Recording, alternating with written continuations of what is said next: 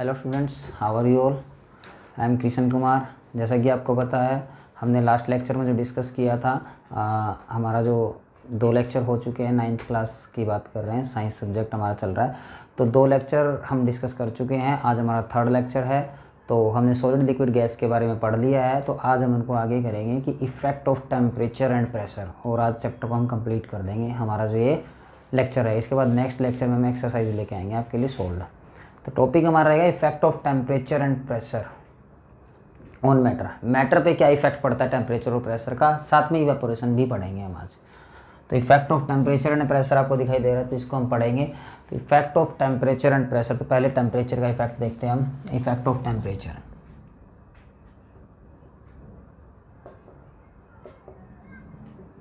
तो effect of temperature क्या आता है किसी भी सब्सटेंस पे। तो we know that solid, liquid and gas, 3 state exist at normal room temperature. Plasma and BEC that are not exist normal room temperature, ये हमें पता है। उसके बाद हम बात करेंगे नॉर्मली सॉलिड, लिक्विड और गैस की।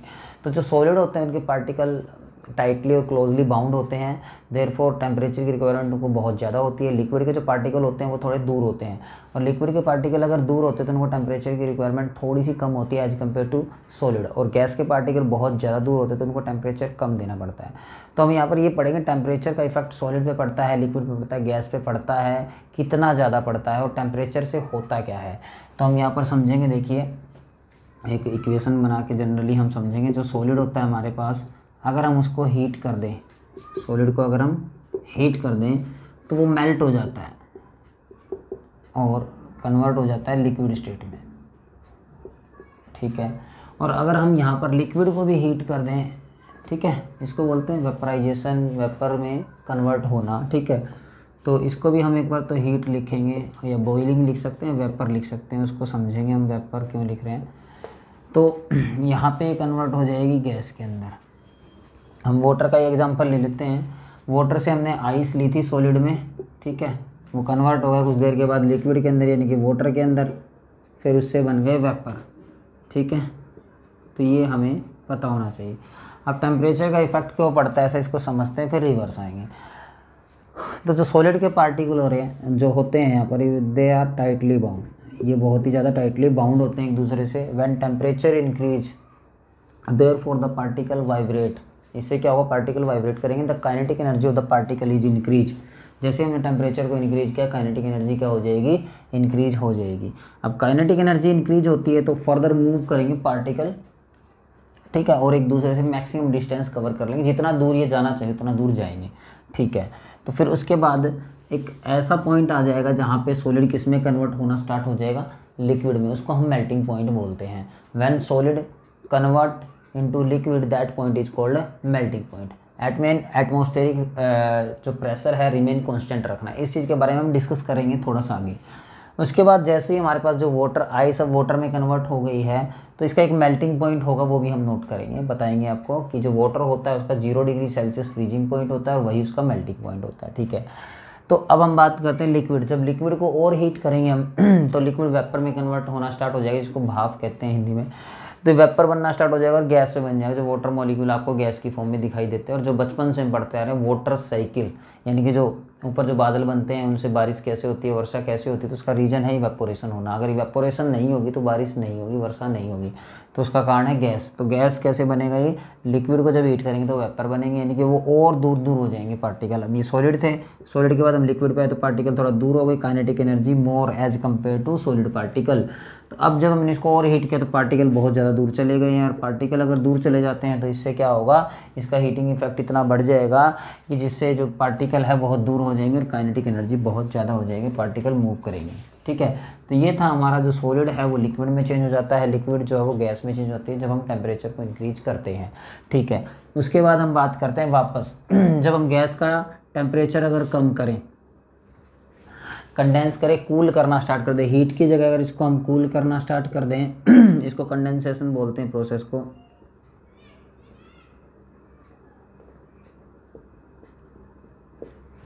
कंडेंसेशन क्या होता है, इस चीज़ को आप समझिए। When gas convert into liquid state, that process is called condensation, ठीक है। और हमें टेम्परेचर लो रखना है। उसके बाद हम फ्रीज करते हैं, यानी कि लिक्विड को जब फ्रीज करेंगे तो सभी को पता है आइस में कन्वर्ट हो जाएगा। यहाँ भी हम इसको ठंडा करेंगे मतलब फ्रीज करेंगे, ये फ्रीजिंग पॉइंट होता है, इस चीज़ को आपको समझना पड़ेगा। फ्रीज या फ्रीजिंग पॉइंट आप इसको बोल सकते हैं। तो ये था हमारा inter conversion of solid to liquid, liquid to gas, gas to liquid और लिक्विड टू सॉलिड। यहाँ तक हमें समझ में आ गया। इसी को थोड़ा और समझते हैं अब कैसे। इसी में 2-3 पॉइंट आएंगे कि जब सॉलिड हमारा लिक्विड में कन्वर्ट होता है, this is called melting point.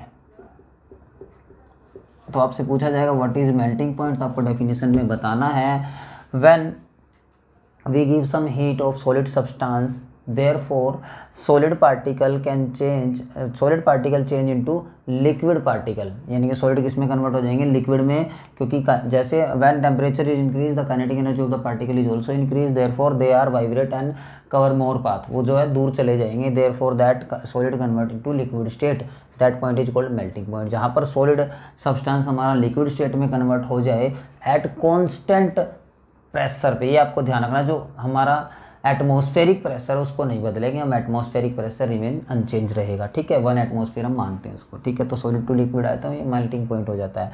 Liquid से जब हम गैस पे आते हैं तो दिस इज कॉल्ड इवेपोरेशन हम बोलते हैं, बॉइलिंग पॉइंट बोलते हैं, वो देखेंगे आगे। तो पहले हम बात कर ले इवेपोरेशन की। तो इवेपोरेशन वो प्रोसेस होता है जिसमें लिक्विड हमारा चेंज हो जाता है गैस के अंदर, ठीक है, एट नॉर्मल जो एटमॉस्फेरिक प्रेशर होता है उस पर। गैस का अगर हम कंडेंसेशन करें, कंडेंसेशन होता है उसको वापस क्या करना, एक तरह से ठंडा करना हम कह सकते हैं। टेम्परेचर यहाँ पर लो चाहिए, डिक्रीज करने के बाद कंडेंसेशन प्रोसेस होता है, गैस लिक्विड में कन्वर्ट हो जाती है। लिक्विड को जब फ्रीज करते हैं तो वो आइस में बदल जाता है। अब बात करते हैं सॉलिड का, जो फ्रीजिंग पॉइंट होता है वो 0 डिग्री सेल्सियस होता है, और जो लिक्विड का जो मेल्टिंग पॉइंट होता है, सॉलिड देखो जो हमारे पास सॉलिड है इसका अगर हम फ्रीजिंग पॉइंट देखें 0 डिग्री सेल्सियस, सेल्सियस में हम कन्वर्ट करेंगे, केल्विन में बदलना, 273 केल्विन हमारे पास आ जाएगा। और इसका अगर हम मेल्टिंग पॉइंट नोट करें, मेल्टिंग पॉइंट, तो ये आएगा यहाँ पे 0 डिग्री सेल्सियस ही, ठीक है। उसके बाद सॉलिड का अगर हम बॉइलिंग पॉइंट नोट करें, बॉइलिंग भी अभी डिस्कस करेंगे होता क्या है बॉइलिंग पॉइंट, तो ये आएगा 100 डिग्री सेल्सियस। वाटर में कर रहे हैं बात, ये हम वाटर की बात कर रहे हैं, सारी की सारी अलग अलग सब्सटेंस के लिए अलग अलग फ्रीजिंग, मेल्टिंग और बॉइलिंग पॉइंट रहेगा। तो यहाँ पर हम बॉइलिंग पॉइंट की बात करें तो 100 डिग्री सेल्सियस 373 केल्विन यहाँ पर हमारा बॉइलिंग पॉइंट रहता है in case of solid substance, ठीक है। तो ये हमारा था सॉलिड का मेल्टिंग, बॉइलिंग और फ्रीजिंग पॉइंट। ये हमने कर लिया कि सॉलिड को हम इसमें कन्वर्ट करते हैं। इसी में हम इसको समझेंगे कि मेल्टिंग पॉइंट हमने समझ लिया, बॉइलिंग पॉइंट क्या होता है इस चीज़ को हम यहाँ पर देखते हैं। व्हाट इज़ बॉइलिंग पॉइंट, आपसे पूछ ले व्हाट इज़ बॉइलिंग पॉइंट, तो हमें क्या लिखना है यहाँ पर, डेफिनेशन बॉइलिंग पॉइंट। तो हम यहीं पर बता सकते हैं व्हेन लिक्विड सब्सटेंस या liquid change into gaseous state, ठीक है, या फिर when a stage where liquid boil at remain constant atmospheric pressure. Atmospheric pressure हमें चेंज नहीं करना है, लिक्विड बॉइल होना स्टार्ट होना चाहिए। व्हेन लिक्विड और वाटर आप यूज कर सकते हो, when liquid heat gain and become boil,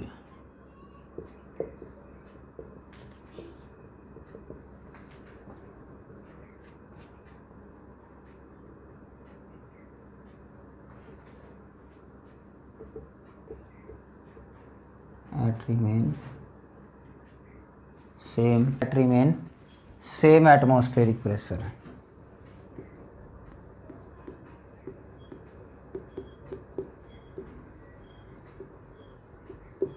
एक ऐसा पॉइंट जहाँ पर हमारा एटमॉस्फेरिक प्रेशर सेम रहे, यानी कि अर्थ का जो एटमॉस्फेरिक प्रेशर होता है नॉर्मल सरफेस पे 1 एटमॉस्फेयर होता है, और टेम्परेचर हम बढ़ा सकते हैं। तो टेम्परेचर तो हम कांस्टेंट रखेंगे, इसमें किसी भी सब्सटेंस को बॉईल करना है तो जो वाटर का बॉइलिंग पॉइंट है वो 100 डिग्री सेल्सियस होता है। जब हम टेम्परेचर को 100 डिग्री सेल्सियस पे लेके जाएंगे तो हमारा एटमॉस्फेयर प्रेशर नहीं बदलना चाहिए और वाटर बॉईल करना स्टार्ट हो जाए, यानी कि हम कह सकते हैं एट ए कांस्टेंट टेम्परेचर, ठीक है, व्हेन लिक्विड स्टार्ट बॉइलिंग, ठीक है, लिक्विड क्या होना स्टार्ट हो जाए, बॉईल होना स्टार्ट हो जाए, देयरफॉर जो एटमॉस्फेरिक प्रेशर के इक्वल ये प्रेशर हो जाएगा, या फिर the pressure of liquid is equal to the, इसके अलावा आप ये भी लिख सकते हैं the pressure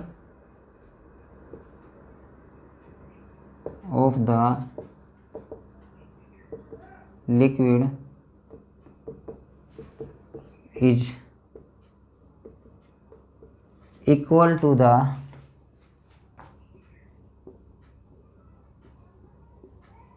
atmospheric pressure. 100 degree Celsius में हम लिक्विड को बॉईल करते हैं तो उसका जो प्रेशर है, यानी कि लिक्विड के जो वेपर है, ठीक है, लिक्विड वेपर आप यूज़ कर सकते हो यहाँ पर, लिक्विड वेपर। तो लिक्विड का जो वेपर बनेंगे उनका जो वेपर प्रेशर होगा वो इक्वल होना चाहिए एटमॉस्फेरिक प्रेशर के। तो उस दौरान जो पॉइंट बनेगा वो बॉइलिंग पॉइंट होगा, और वाटर का जो बॉइलिंग पॉइंट होता है 100 डिग्री सेल्सियस होता है, यानी कि 100 डिग्री सेल्सियस पे वाटर बॉईल होना स्टार्ट हो जाता है। ये हमारा बॉइलिंग पॉइंट था। इसी में हमने जो पढ़ा अभी, सॉलिड को हमने लिक्विड में कन्वर्ट किया। तो जो सॉलिड है हमारा हमने लिक्विड में कन्वर्ट कर लिया, तो इसको हम हीट करते हैं और मेल्ट करके कन्वर्ट हो जाता है। लिक्विड को अगर हम फिर से हीट करें तो वो गैस में कन्वर्ट हो जाता है। ये चीज़ें हमें पता है। अब हम एक ऐसा प्रोसेस पढ़ेंगे जिससे सॉलिड डायरेक्टली गैस में जा सकता है। That process is called sublimation. ये आपको पता होना चाहिए कि इसको हम सब्लिमेशन कहते हैं। सब्लिमेशन क्या होता है उसको समझिए यहाँ पर। Sublimation, what is sublimation? When solid directly change into gas, यानी कि जो हमारा सॉलिड सब्सटेंस है वो डायरेक्टली किस में कन्वर्ट हो जाएगा? गैस के अंदर। ठीक है, ये बात आपको ध्यान रखनी है। When solid directly change into gaseous state, और गैस स्टेट आप यूज़ कर सकते हो। गैसियस यूज़ करना है तो गैसियस भी आप यूज़ कर सकते हो। Gaseous state without liquid state या विदाउट अटेन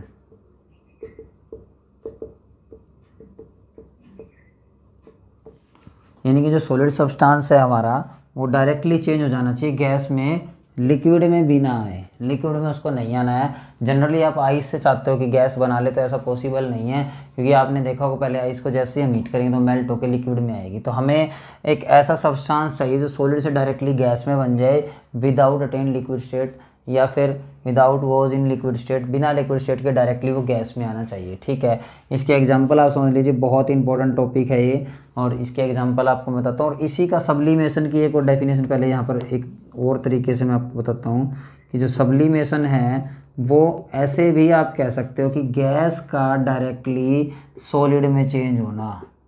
अगर गैस डायरेक्टली हमारे पास सॉलिड में चेंज होती है without coming in liquid state, that is called also sublimation. यानी कि सॉलिड का डायरेक्टली लिक्विड में जाना और लिक्विड का डायरेक्टली सॉलिड का डायरेक्टली गैस में जाना और गैस का डायरेक्टली सॉलिड में जाना सब्लिमेशन होता है। तो ये जो मैं आपको हाफ एरो यूज़ कर रहा हूँ, तो हाफ एरो इधर हाफ एरो इधर, इसका मतलब है रिवर्सिबल रिएक्शन है, solid to gas, gas to solid, that is called sublimation. अब एग्जांपल इसके समझते हैं सब्लिमेशन किन किन में होता है वो देखिए आप। तो जनरली आप लोगों ने देखा होगा जो कपूर की गोलियाँ होती है आप कपड़ों में रखते हो, उनको नेपथलीन बॉल बोलते हैं। तो कपड़ों में रखने के बाद वो उड़ जाते हैं कुछ टाइम के बाद, तो वो गई कहाँ पर? ऐसा नहीं जिस कपड़े पे आपने छोड़ा तो वो कि लिक्विड बन जाए, ऐसा नहीं, डायरेक्टली सॉलिड से कहाँ जाती है? वो गैस में चली जाती है। ठीक है, उसको नेपथलीन बॉल बोलते हैं। उसके अलावा हमारे पास अमोनियम क्लोराइड एक सॉल्यूशन होता है। ठीक है, अमोनियम क्लोराइड एक सॉल्यूशन होता है। अगर गलती से हमारे पास एक क्वेश्चन आएगा यहाँ पर कि हम इनको अलग कैसे करेंगे, नमक और अमोनियम क्लोराइड दिखने में एक जैसे हैं, ठीक है, आपको बोला जाएगा विदाउट टेस्टिंग, आप उसको टेस्ट नहीं करेंगे, टेस्ट तो करना ही नहीं है, और आप वैसे ही बता दीजिए कि इनमें से कौन सा। तो आप दोनों को हीट कर लीजिए। हीट करने में आपने देखा होगा नमक कभी उड़ता ही नहीं है आप हीट करेंगे तो, लेकिन जो यहाँ पे अमोनियम क्लोराइड है NH4Cl होगा, ये जो अमोनियम क्लोराइड है ये क्या होगा? उड़ जाएगा। क्यों?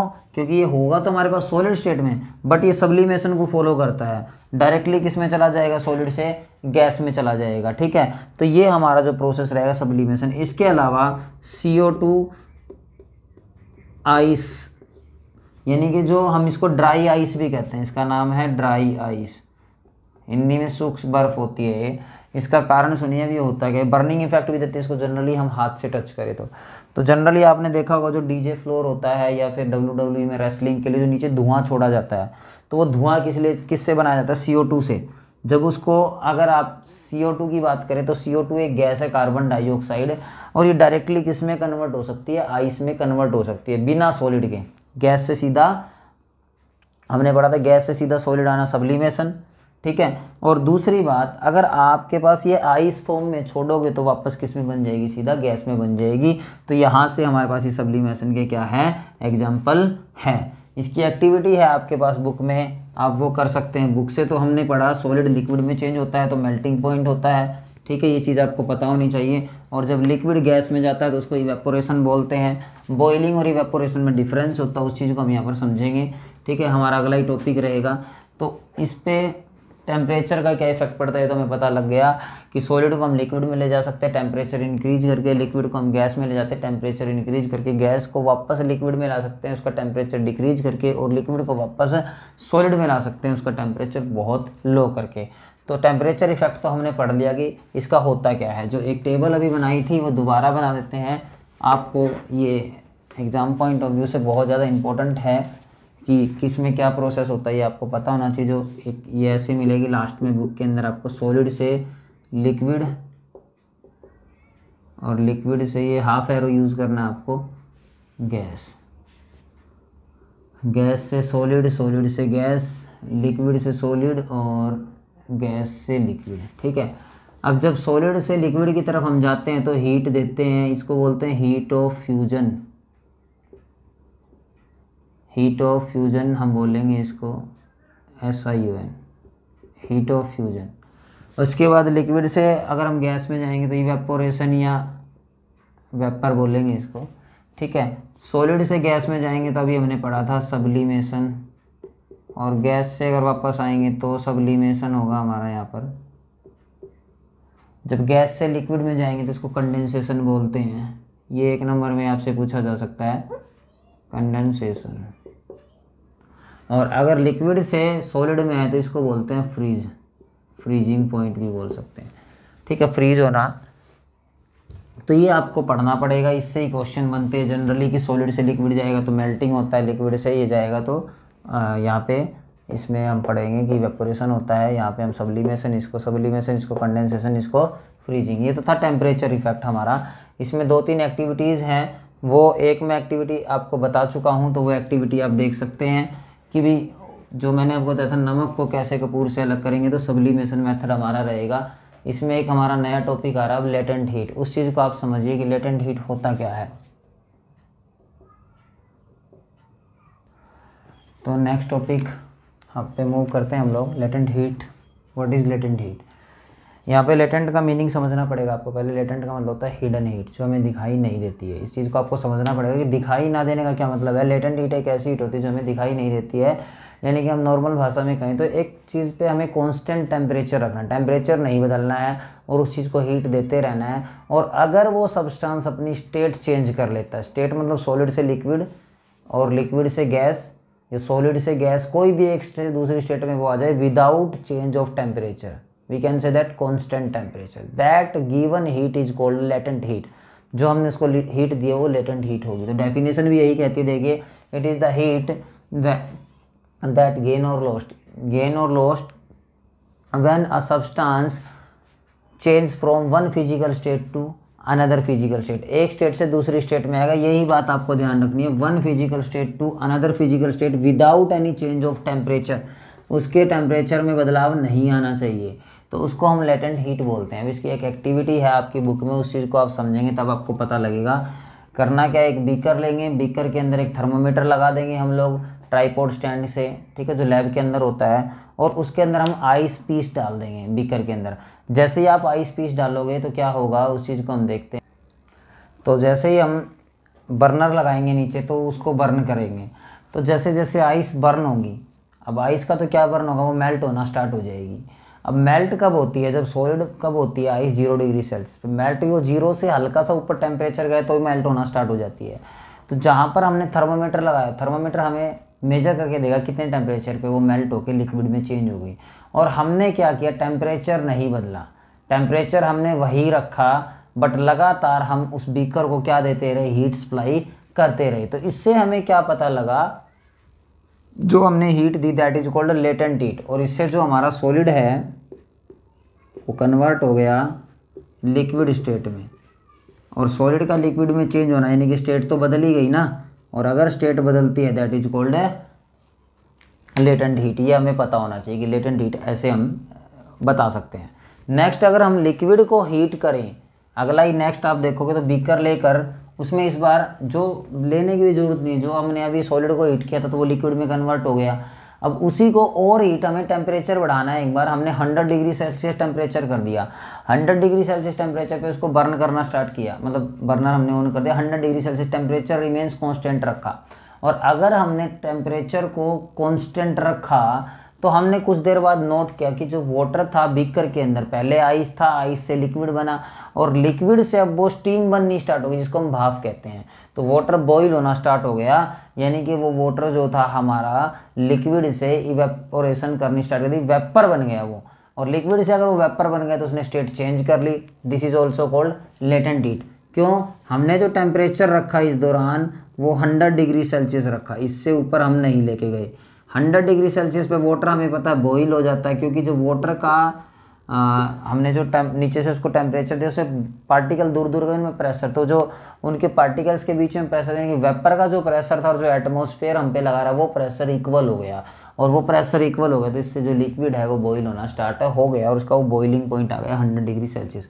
तो हमने जो हीट दी टेम्परेचर सेम रखा, लेकिन लिक्विड ने अपनी स्टेट चेंज कर ली। क्या चेंज कर ली, लिक्विड सॉलिड से किस में, सॉलिड नहीं था अब हमारे पास, वो लिक्विड था, लिक्विड हमारा लिक्विड से किस में चला गया, गैस की स्टेट में। तो इसको हम इवेपोरेशन बोल सकते हैं, और ये बॉईल हो गया। ठीक है, जनरली ये बॉईल हो गया लिक्विड हमारे पास। तो इस तरीके से हम क्या कर सकते हैं, लेटेंट हीट को डिफाइन कर सकते हैं। इसको आप ध्यान से पढ़ना, पेपर में बहुत इंपॉर्टेंट क्वेश्चन है। एक ऐसी हीट, छुपी हुई हीट हम इसको हिंदी में कहते हैं, जिसमें टेम्परेचर कांस्टेंट रखते हैं और जो मैटर है वो अपनी स्टेट बदल लेता है, सॉलिड से लिक्विड, लिक्विड से gas, that is called latent heat. हम टॉपिक करेंगे अब इवेपोरेशन और बॉइलिंग पॉइंट में डिफरेंस। तो जैसा कि हमने बात की थी इवेपोरेशन और बॉइलिंग पॉइंट हम यहाँ पर पढ़ेंगे, बॉइलिंग भी पढ़ सकते हैं खाली, तो इनमें डिफरेंस पढ़ना है।